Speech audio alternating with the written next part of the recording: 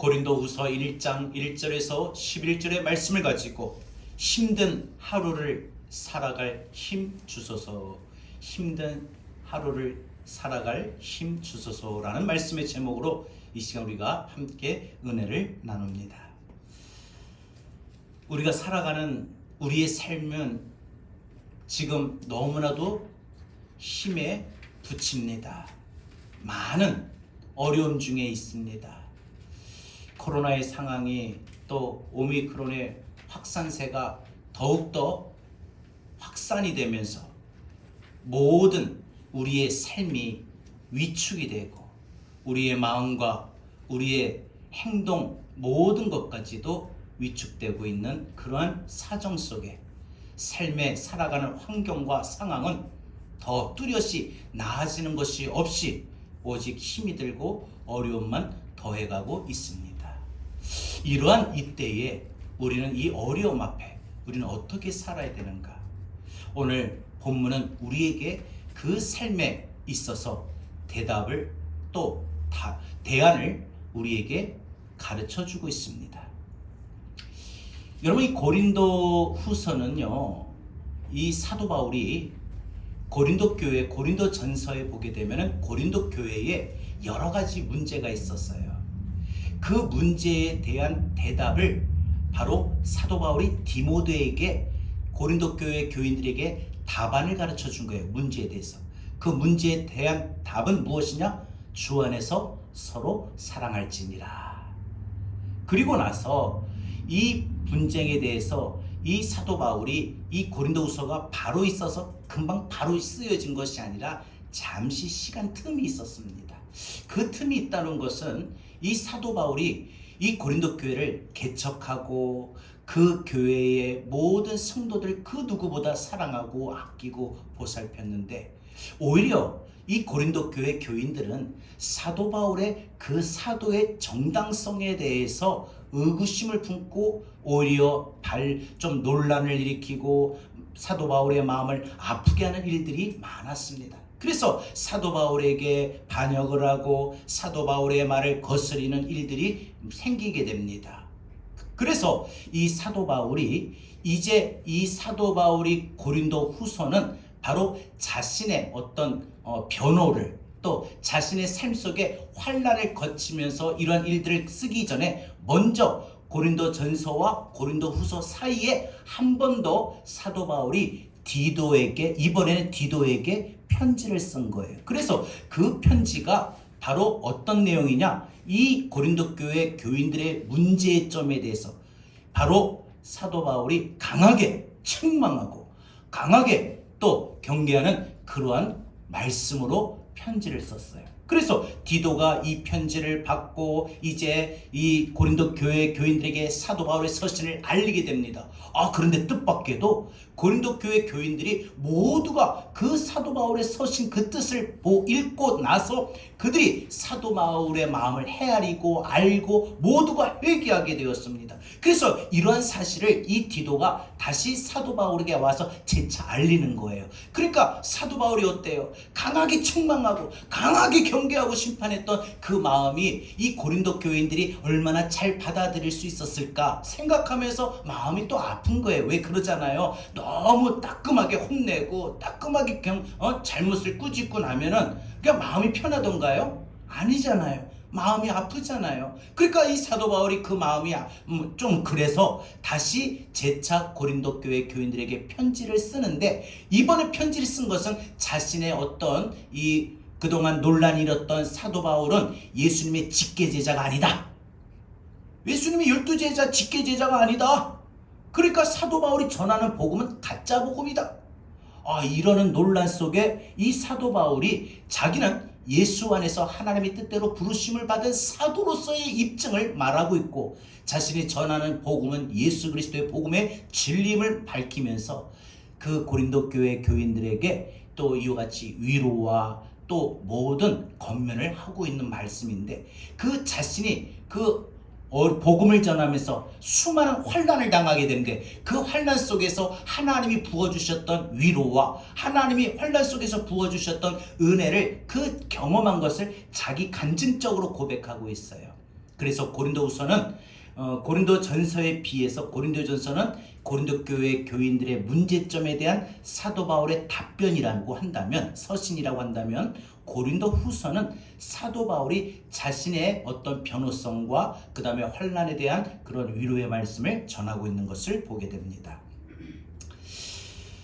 바울이 복음을 전하다가 사실 심한 고난을 당하여 거의 죽음의 문턱까지 이르렀던 자신의 경험을 회상하면서 고린도 교회 교인들에게 이 고린도후서 서신을 쓰게 된 이유는 오히려 살아가는 동안에 자기가 복음 전하면서 수없이 매를 맞고 감옥에 갇히고 배가 파선이 되고 굶주리 있고 태장을 맞고 심지어 죽을 위험까지 처하게 될 때 그 환난 속에서 하나님이 부어주시는 위로의 은혜가 자신에게 더 이 풍성히 임했더라는 거예요. 오히려 환난이 없을 때보다 환난을 당할 때 하나님의 풍성한 위로가 있었다 이거예요. 여러분, 지금 이 코로나의 상황 속에 여러분의 마음과 여러분의 몸과 여러분의 삶이 환난 중에 있습니까? 어려움에 있습니까? 더 하나님의 크신 위로와 은혜가 있게 되는 줄 믿습니다.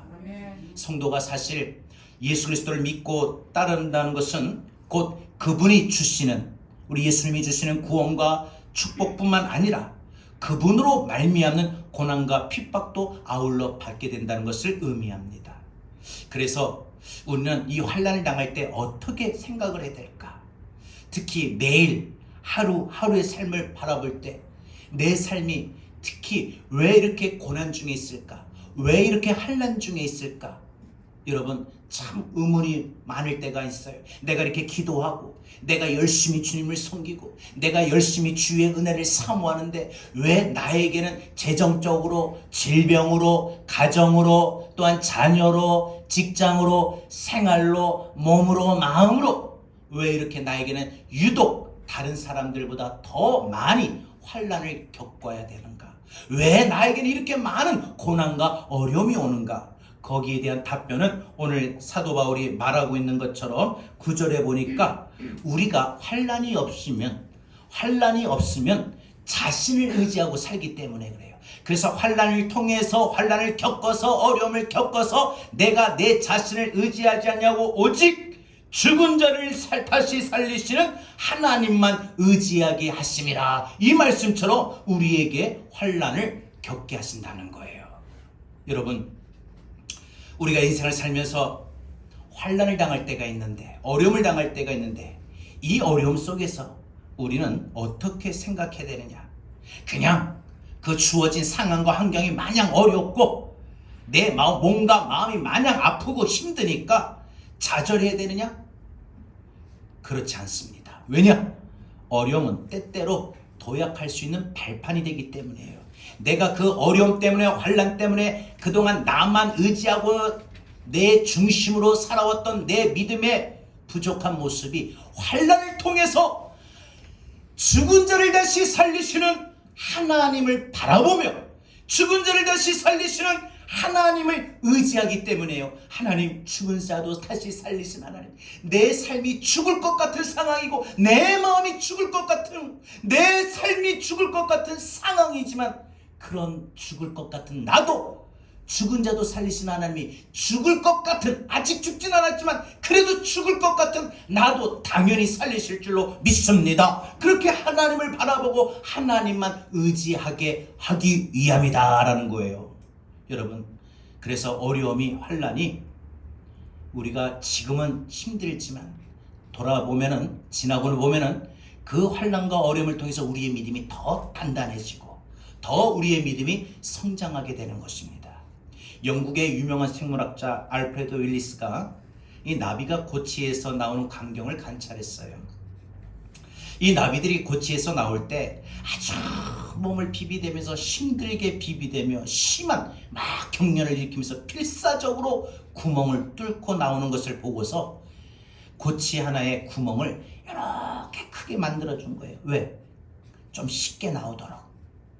몸을 막 이렇게 비틀고 막 나오는 거 힘쓰며 용쓰며 나오는 거 보니까 마음이 안 드는 거예요.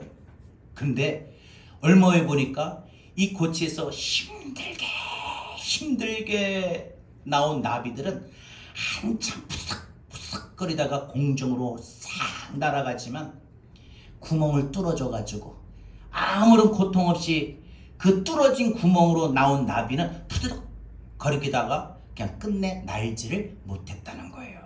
이유가 뭐냐? 곰곰이 생각했던 이 윌리스가 답을 찾은 거예요. 고치에서 힘들게 나온 나비들은 힘을 쓰고 몸부림치는 가운데 더 큰 힘을 얻게 되고 날개를 펼칠 수 있는, 날개를 푸드덕거릴 수 있는, 날아오를 수 있는 힘을 얻게 된 거예요. 그 힘으로 날아갈 수 있었다는 거예요. 그러나 아무런 고통 없이 뚫어진 구멍으로 쉽게 힘도 안 쓰고 나올 수 있었던 그 나비는 큰 힘을 얻지 못했기 때문에 결국은 힘을 쓸 수 없어서 날아가지 못했다는 겁니다. 이 교훈을 통해서 생명체는 환난 속에서, 어려움 속에서 성장한다는 것을 깨닫게 합니다.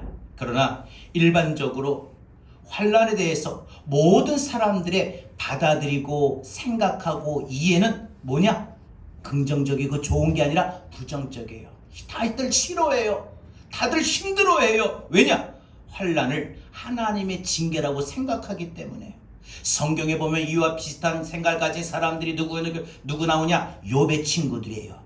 여러분, 환난 속에 당하였던 욥을 찾아온 욥의 친구들이 하나같이 욥에게 뭐라고 말해요? 네가 하나님 앞에 뭔가 잘못했기 때문에 이런 하나님의 심판의 징계를 받아 환난을 당한 거 아니냐? 회개할 것은 빨리 회개하라.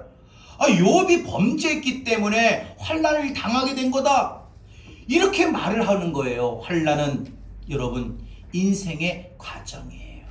환난은 우리의 믿음이 한 단계 성장하고 자라기 위한 필수 과정이에요.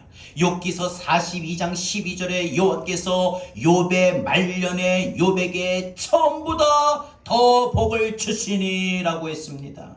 하나님께서 욥이 환난을 겪고 난 후에 그 인생의 처음 때보다 더 많은 복을, 더 큰 복을 주셨다는 말씀이에요. 그러니까 환난을 겪어야 큰 복이 임하고, 환난을 겪어야 큰 믿음으로 자라고, 환난을 겪어야 우리의 인격이 더 성숙해지고, 환난을 겪어야 우리가 더 강건해진다는 겁니다. 그러므로 그리스도인들은 환난 속에서도 계속되는 하나님의 은혜를 분명 믿고, 그래서 바라보며 내게도 임하기를 우리는 의지해야 됩니다. 환난은 하나님의 은혜의 통로가 되는 것이고, 그 결말에는 반드시 내가 더 잘한다, 성장한다, 크게 된다, 분명한 믿음을 가져야 됩니다. 여러분, 자녀들이 지금 빛이 안 보이고 어려움이 있어도 그게 환난이라고 한다면 그 자녀들은 그 환난을 통해서 반드시 빛이 보일 거예요. 여러분들이 건강이 지금 안 좋고 여러분의 재정의 상태가 안 좋다면 이 안 좋은, 이 어려운 환난의 과정을 통해서 몸이 더 치유가 되고 강건해질 거고 재정도 더 나아지게 될 줄로 믿습니다.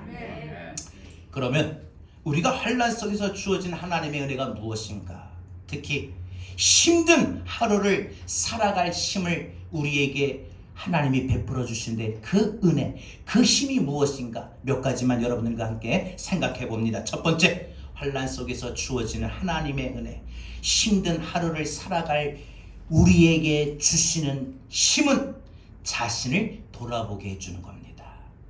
여러분, 우리가 환난 속에서 하나님이 베푸신 은혜는, 하나님이 힘든 하루를 살아갈 은혜를 우리에게 베풀어 주신 첫 번째는 나를 돌아보게 해주는 거예요. 환난을 통해서 나를 돌아보게 한다는 거예요. 환난이 없으면 내가 나를 돌아보질 않는 거예요.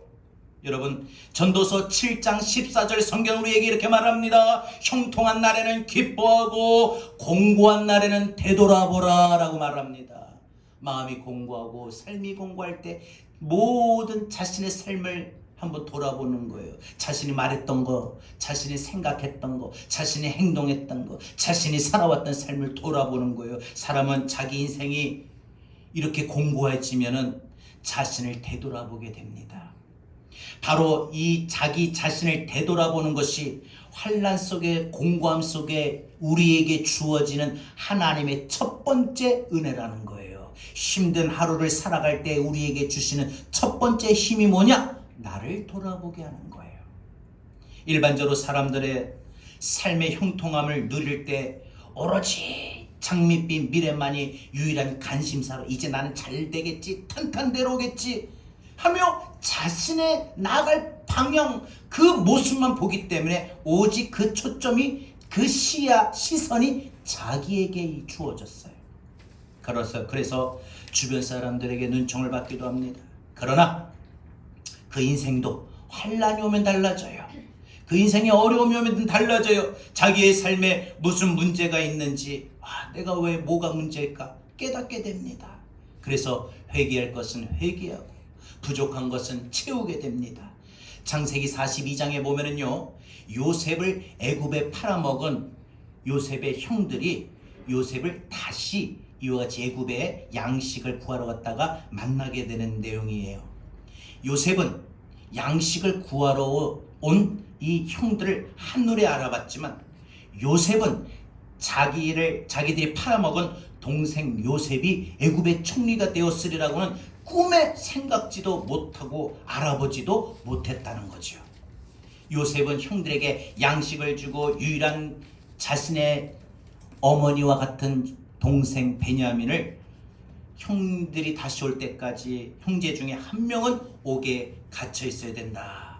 그래서 이 동생 베냐민 남겨놓고 형들은 다시 아버지에게 허락받으러 간 거예요. 그때 큰형 르벤이 뭐라고 해요? 다른 형제들에게, 내가 너희에게 이 아이에 대하여 죄를 짓지 말라고 하지 아니했더냐? 이 아이 요셉에게 구덩이에 빠뜨려 죽이자 할 때 르벤이 반대했어요. 그래도 너희가 듣지 아니하였느니라. 그러므로 그의 피값을 치르게 되었도다. 이제 봐라, 이제 베냐민마저 잃게 되었다. 이게 다 너희들의 죄값이 아니냐? 르벤은 어려움을 만나자 과거에 자신들이 지었던 죄, 동생 요셉을 팔아먹었던 그 죄를 생각하고 떠오르게 되었다는 거예요. 환란이 르벤을 하여금 자신을 돌아보게 만든 것이지요. 사랑하는 여러분, 이것이 우리가 환란 속에서 우리에게 주어지는 하나님의 첫 번째 은혜. 우리가 힘든 하루를 살아가는 동안 우리에게 힘 주시는 첫 번째가 우리를 돌아보게 하는 거예요. 나를 돌아보게 하는 거예요. 사랑하는 여러분, 우리는 환란을 통해서만 나를 돌아보지 환란이 없이는 나를 돌아보지를 못해요. 그래서 여러분, 환란을 통해서 나를 돌아보는데, 상대방만 무조건 잘못한 줄 알았는데 나를 돌아보니까 나도 그렇겠구나, 그럴 수 있겠구나, 내가 하나님 앞에 뭔가 부족한 것이 있구나, 잘못된 것이 있구나 하고 자신을 돌아보게 되는 거죠. 그러므로 환란 중에 있는 자신을 돌아보기 위하여 우리는 노력해야 됩니다. 힘든 하루, 그냥 힘들다, 살아내기 힘들다, 감당하기 힘들다, 이렇게 원망불평만 하지 마시고, 힘든 하루를 겪고 힘든 하루를 당합니까? 힘든 하루를 살아갑니까? 반드시 나를 돌아볼 수 있는 그런 시간 될 수 있기를 바랍니다. 부부간에도 상황이 안 좋으면, 부모 자식 간에도 형제 간에도 상황이 안 좋으면 한번 나를 돌아보세요. 상대방만 무조건 잘못한 것이었는데 나를 돌아보면은 충분히 우리는 그 환란을 우리에게 유익함이 될 것입니다. 두 번째로, 환란 속에서 주어지는 하나님의 은혜, 힘든 하루 가운데에 우리에게 주어지는 그 힘은, 하나님의 힘은 무엇이냐? 하나님을 더 의지하게 해주는 겁니다. 환란을 겪어야 사람은 하나님을 바라보고 붙들고 의지하게 됩니다. 출애굽기 2장 23절에 보면 이스라엘 자손이 애굽에서 노예 생활할 때에 고된 노동으로 인하여 탄식하며 하나님 앞에 부르짖었습니다. 하나님 도와주세요. 우리가 잘못했습니다. 너무 하루하루를 힘들게 살아갑니다. 여러분 보세요. 노예 생활을 하는데 밥을 제때 줍니까? 먹을 수 있습니까? 마음껏 쉴 수 있습니까? 잘 수 있겠습니까? 그 애굽의 그 노역의 현장에 끌려가가지고 새벽부터 먹지도 제대로 못한 채 일을 하루 종일 무거운 돌을 짊어지고 옮기고 일을 해야 되는데, 그 일을 감시하는 모든 애굽의 의사들이 여차하고 좀 쉴 틈만 보고 조금 허리 한 번만 펴면은 그냥 다가와가지고 마냥 채찍으로 때리고, 이리 찢기고 저리 찢기고 가뜩이나 힘든데 죽어나가는 일들이 옆에 있는 사람들이 다 이리 죽어가고 저리 죽어가는 일들이 많이 일어나요. 그때마다 이 애굽의 노역에서 노예 생활하는 이스라엘 백성들이 하나님 도와주세요, 살려주세요. 정말 하루하루를 살아가기 힘듭니다. 정말 하루하루를 살아내기가 힘듭니다. 삶이 너무 무겁습니다. 힘듭니다. 우리를 살려주세요 하고 하나님께 부르짖었더니 하나님께서 모세를 통해서 그 애굽에서 종살이 생활에서 출애굽하여 하나님이 약속하신 땅으로 그들을 인도하지 않았습니까? 하나님께 더 가까이 가서 부르짖으며 의지하게 되는 것이 바로 환난 속에 우리에게 임하는 두 번째 은혜라는 거예요. 환난이 와야, 환난을 겪어야 내가 하나님을 더 찾고 하나님 앞에 나오게 되더라고요. 여러분, 사람이 참 늘 평소에 환난이 있으면은 매일같이 하나님을 막 수시로 붙들고 하나님 앞에 나와가지고 막 붙잡고 주여 울며 기도하는데 환난이 없으니까. 그래서 어떤 분들은 그래요. 덜 답답하다고. 맞아요. 그런 것 같아요. 덜 답답하니까. 여러분들 답답해봐요. 그 밤에 잠이 와요. 그냥 무릎이라도 그 자리에서 꿇고 기도 한 번이라도 더 하고, 마음이 괴로우니까 그냥 주의 성전으로 쫓아오고, 그래서 하나님 이 문제를 해결해 주세요, 살려주세요, 도와주세요 하고 하나님을 찾지 않습니까?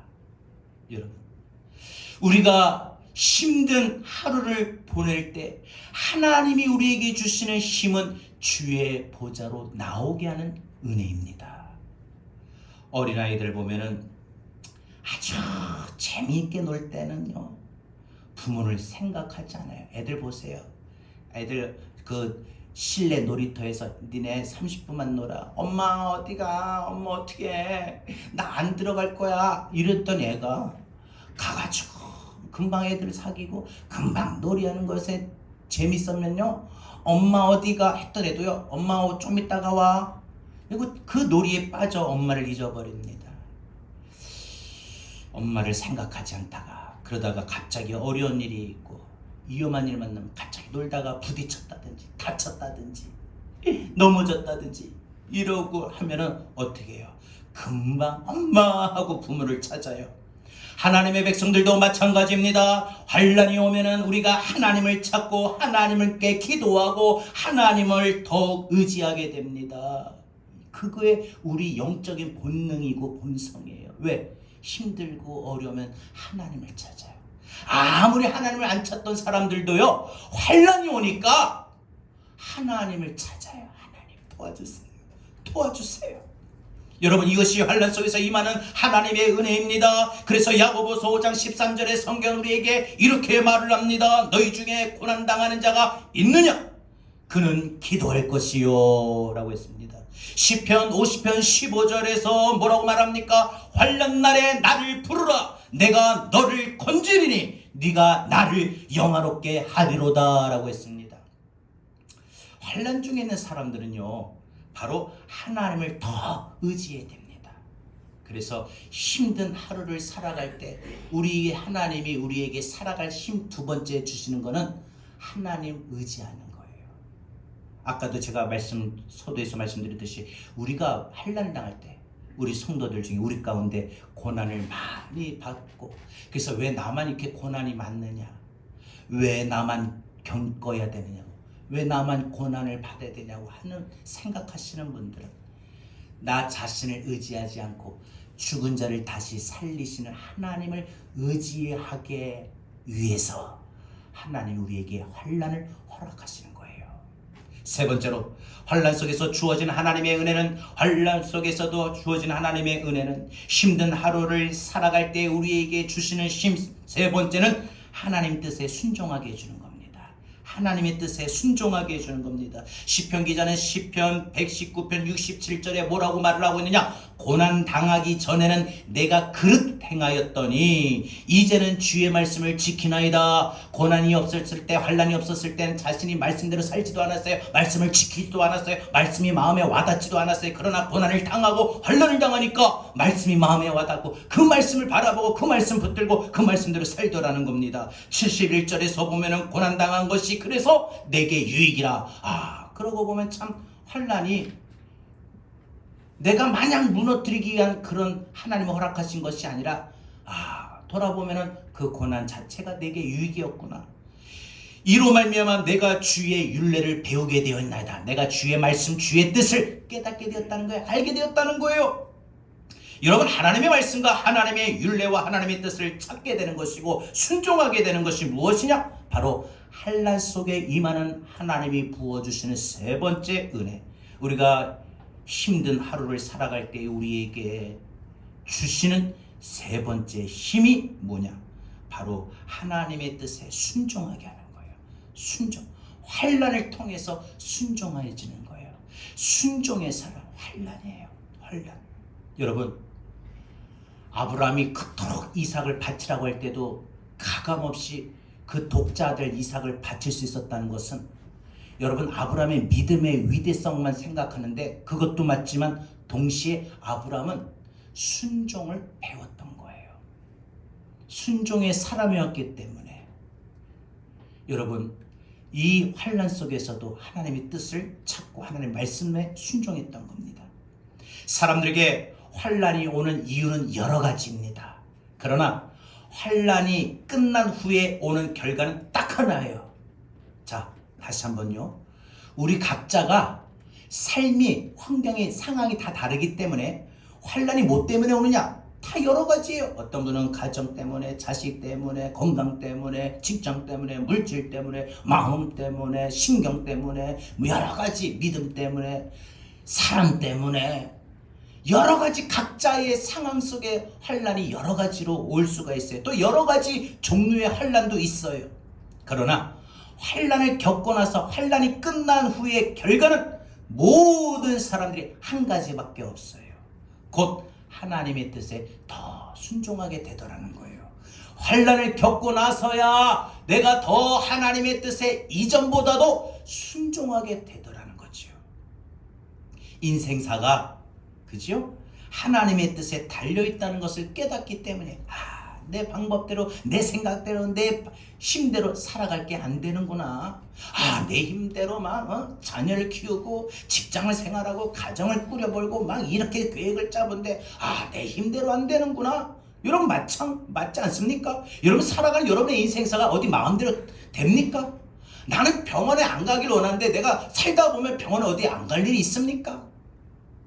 인생사가 그렇다는 거예요. 그래서 인생사는 다 하나님의 뜻에 달려있구나. 하나님의 뜻에 달려있구나. 이걸 깨닫게 된다는 거예요. 신명기 8장 2절에 모세가 이스라엘 백성들에게 이렇게 말을 합니다. 네 하나님 여호와께서 이 40년 동안에 내가 광야길을 걷게 하신 것을 기억하라. 이는 너를 낮추시며 시험하사 내 마음이 어떠한지 그 명령을 지키는지 지키지 않는지 알려 하심이라. 하나님께서 이스라엘 백성들에게 40년 동안이라고 하는 광야에 환난을 주신 것은 그들이 하나님의 뜻에 순종하느냐 안 하느냐, 그걸 보기 위함이다라는 거예요. 이 광야의 40년 의의가 하나님 말씀에 대한 순종에 있었음을 가르쳐준 말이죠. 그러므로 환난 중에 있는 사람들은 하나님의 뜻을 찾고 그 뜻에 순종하는 삶을 결단해야 됩니다. 올 한 해 살아가는 동안에 또 힘든 하루를 분명 또 겪을 때가 있을 겁니다. 그때마다 오늘 이 세 번째 은혜, 세 번째 힘이 되는 말씀을 기억할 수 있길 바랍니다. 하나님의 뜻을 깨닫고 하나님의 뜻에 더 순종할 수 있는 우리 모두가 되기를 바랍니다. 네 번째, 환난 속에서 주어진 하나님의 은혜, 또 우리에게 힘든 하루를 살아갈 때 우리에게 힘 주시는 힘, 네 번째 뭐냐? 인내하게 해주는 거예요. 인내. 환난을 통해서 인내하는 거예요. 환난을 통해서 참을 수 있는 거예요. 로마서 5장 3절과 4절에 보면 바울은 이렇게 말합니다. 우리가 환난 중에도 즐거워하나니 이는 환난은 인내를, 환난은 인내를, 인내는 연단을, 연단은 소망을 이루는 줄 알미라 라고 말했습니다. 소망을 이루기 위해서 인내할 수 있게 되는 것이 환난 속에서 임하는 네 번째 하나님의 은혜입니다. 우리가 힘든 하루를 살아갈 때 우리에게 주시는 힘 네 번째가 바로 인내할 수 있는 것, 참을 수 있는 거예요. 모든 것이 정상일 때 사람들은 인내할 필요가 없어요. 참을 필요가 없잖아요. 모든 것이 제때로 되어지기 때문이죠. 그러나 환난이 오면 이야기가 달라집니다. 제때 되는 것이 아무것도 없어요. 그래서 조급한 마음으로 짜증도 내고, 그죠? 신경질도 내고 너무 막 감당하게 막 참지 못해가지고 버럭 고함도 쳐버립니다. 그런들 아무런 소용이 없어요. 오직 할 수 있는 것은 자기를 돌아보고 하나님께 기도하며 하나님의 뜻을 따르기로 결단하면서 기다리는 겁니다. 하나님이 문제를 해결해 주실 때까지 우리는 기다릴 수밖에 없어요. 인내할 수밖에 없어요. 그래서 야고보서 저자는 야고보서 5장 10절에서 뭐라고 말하느냐? 형제들아, 주의 이름으로 말한 선지자들을 고난과 오래 참음의 본으로 삼아라 라고 했어요. 고난과 오래 참음을, 환난과 인내를 함께하는 것으로 이해한 것입니다. 야고보서 저자가 이처럼 인내를 강조한 것은 인내의 결과가 복되기 때문이에요. 참으면 복이에요. 그래서 참는 자에게 복이 온다. 정말 틀린 말이 아니고 맞는 말입니다. 야고보서 저자는 5장 11절에서 또 뭐라고 말을 합니까? 보라, 인내하는 자를 우리가 복되다 하나니 너희가 욥의 인내를 들었고 주께서 주신 결말을 보았거니와 주는 가장 자비하시고 긍휼히 여기시는 이시니라. 참는 자가 복이 있어요. 인내하는 자가, 자비하시고 긍휼히 여기신 하나님께서 인내하는 사람에게는요, 매 순간 참을 줄 아는 사람에게는요, 하나님이 복 주신다는 거예요. 그래서 올 한해 정말 힘든 하루가, 몸과 마음이 지칠 때가 있어요. 삶이 지칠 때가 있어요.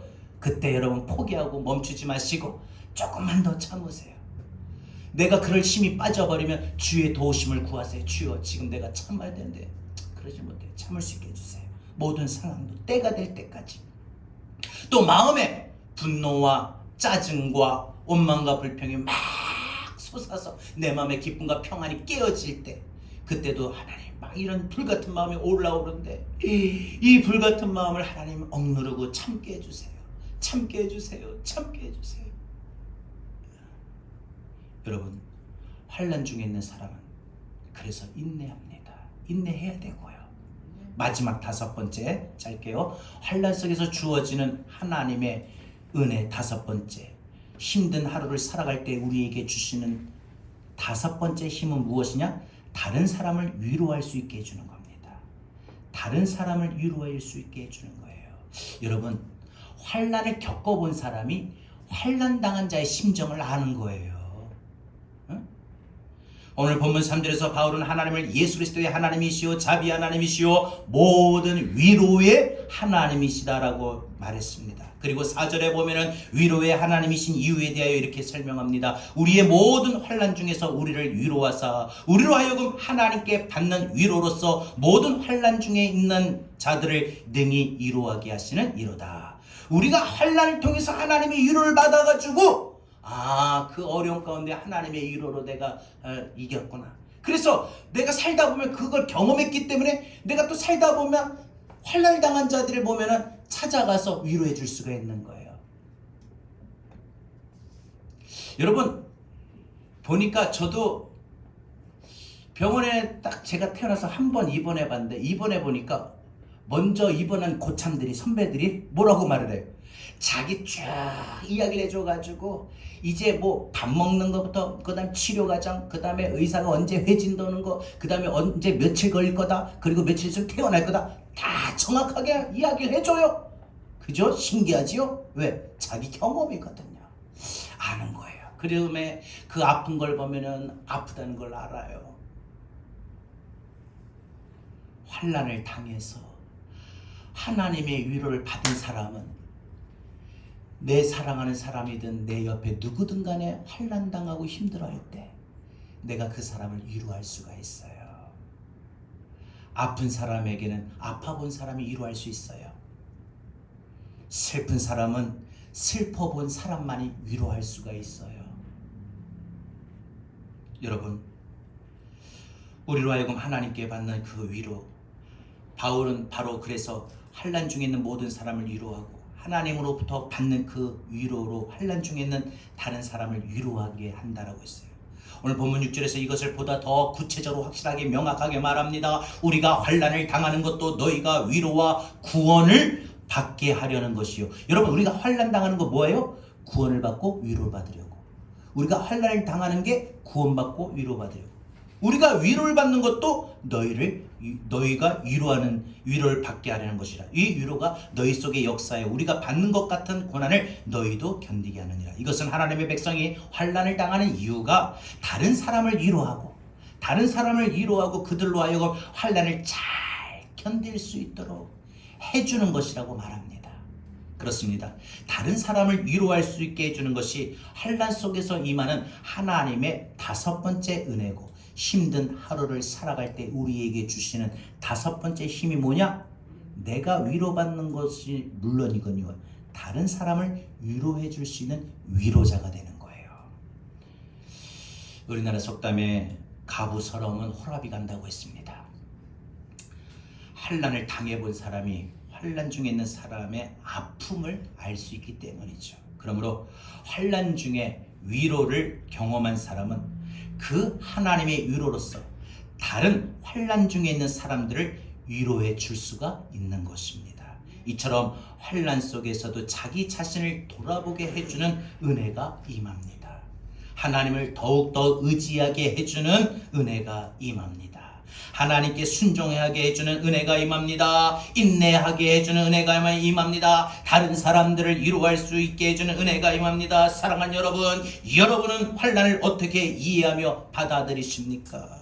지나치게 부정적으로 이해하심으로 말미암아 그 속에 임하는 하나님의 은혜를 놓쳐버리지는 않으셨습니까?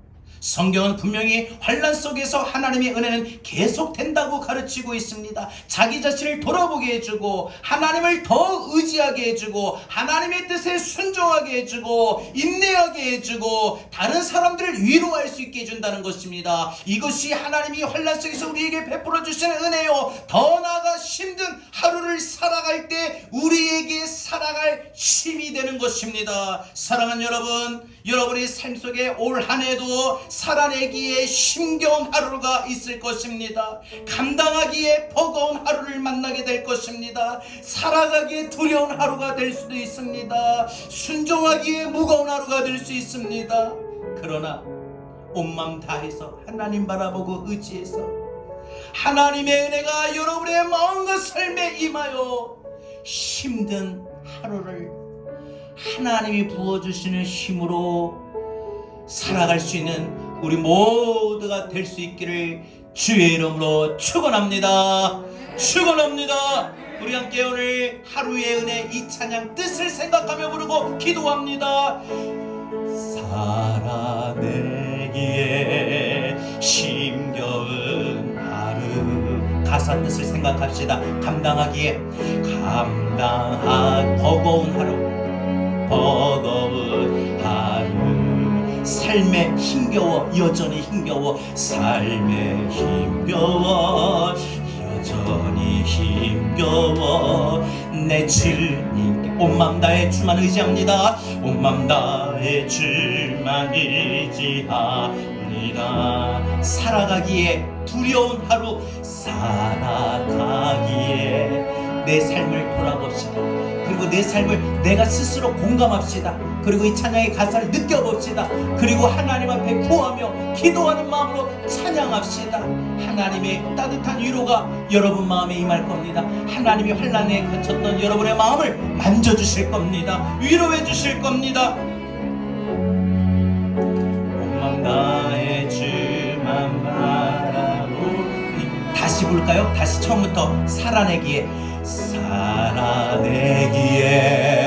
힘겨운 하루, 감당하기에 버거운 하루,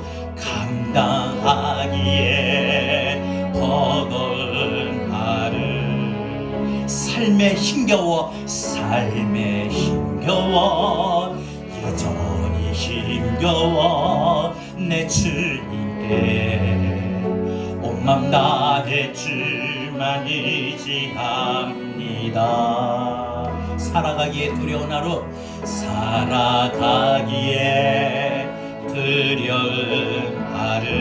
순종하기에 무거운 하루,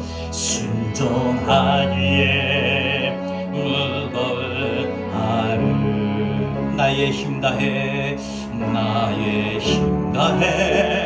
정성을 다해 내 주님께 온 맘 다해 주만 바라봅니다. 주만 바라봅니다. 하루의 은혜가 내게 임하여 하루의 은혜가 내 삶에 임하여 내 삶에 임하여 문제가 기도가 되고 아픔이 자랑되어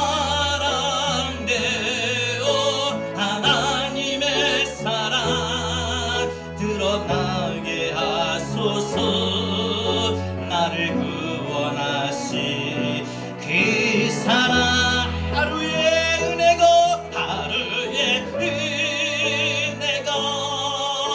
이곳에 임하여 고난이 축복이 되고 상처가 건증되어 영원하신 사랑 신뢰하게 하소서.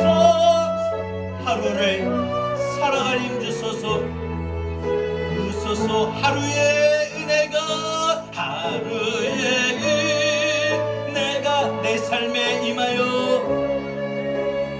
문제가 기도가 되고 문제가 기도 아픔이 자랑이 되어 하나님의 사랑이 나의 한란을 통해 드러나게 없어서.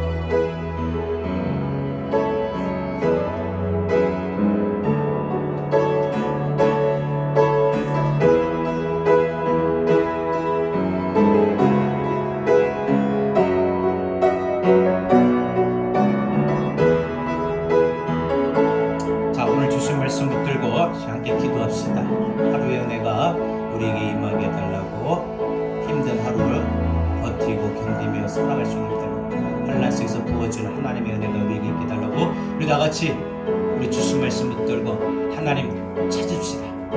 하나님 바라보며 의지하는 마음으로 이 시간 다같이 함께 간절하게 하나님 앞에 구하고 기도합시다. 다같이 함께 기도합니다. 주님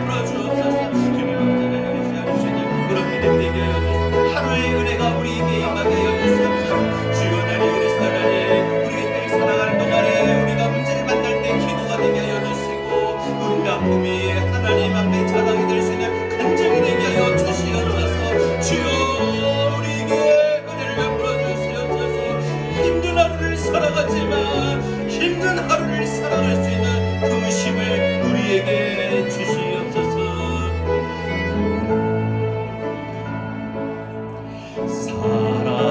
살아내기에 힘겨운 하루 감당하기에 버거운 하루 감당하기에 버거운 하루 삶에 힘겨워 여전히 힘겨워 삶에 힘겨워 여전히 힘겨워 내 주님께 온 맘 다해 주만 의지합니다.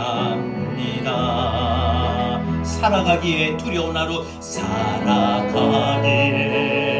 두려운 하루 순종하기에 무거운 하루 순종하기에 무거운 하루 나의 힘 다해 정성 다해 나의 힘 다해 정성을 다해 내 주님께 온 맘 다해 주만 바라봅니다. 온 맘 다해 주만 바라봅니다. 하루의 은혜가 하루의 은혜가 내 삶에 임하여 삶에 임하여 문제가 기도가 되고 아픔이 자랑되어 하나님의 사랑 드러나게 하소서.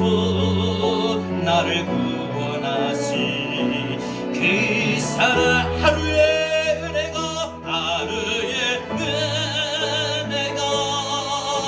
이곳에 임하여 고난이 축복이 되고 상처가 넓증되며 영원하신 그 사랑을 날마다 환난 속에 있지만 바라보며 신뢰하게 없어서. 그래서 하루를 살아갈 힘 주소서. 힘든 하루를 살아갈 힘 주소서.